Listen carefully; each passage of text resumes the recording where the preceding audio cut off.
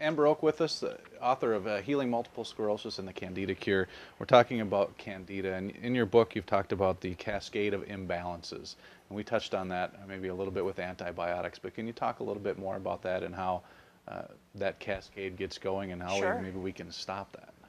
Well, it first starts with the elements of what we're taking in and breathing. So you have environmental toxins such as heavy metals, electromagnetic frequencies from I love all the gadgets, but they do put off a lot of EMFs. The petrochemicals that we're taking in from all the car exhaust.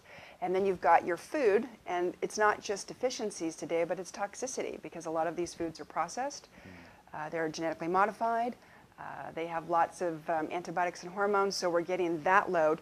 A lot of us are living on non-steroidal anti-inflammatory drugs for pain, and then we have pharmaceuticals, and then we have vaccinations, and then we have stress. So you put all this together, and the ratios differ per person, but that starts to stress the body out. And one of the common places I see is then the gut being affected, where we have this yeast overgrowth, because all of these can disrupt that balance, and you have what's called dysbiosis, where an imbalance of good bacteria to bad, and so that becomes inverted, and now you have these infections.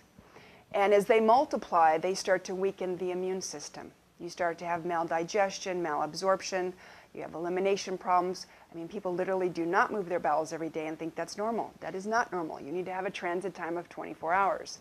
So what happens is the immune system becomes compromised, and as that weakens, then it starts to, those inflammatory agents would go through leaky gut, which basically bypass and get out of the GI tract, and start to pollute the bloodstream. And then over time, where you're most either genetically vulnerable or you've had a trauma-induced injury site, that inflammation and infection will follow, and now you start to step into things such as cancer and autoimmune disease.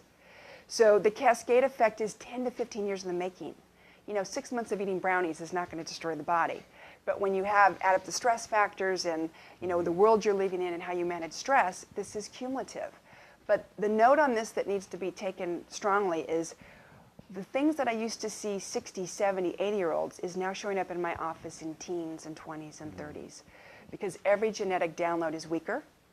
There's been a study that 200 chemicals were in the umbilical cord now when a newborn would give birth to the one. And that is a lot to deal with. And also, my biggest complaint is the vaccination issue. That when I was a child, I had about 17 vaccinations. Now the average child will have 32 to 40. That is a lot to deal with on your immune system, and that's an issue in itself.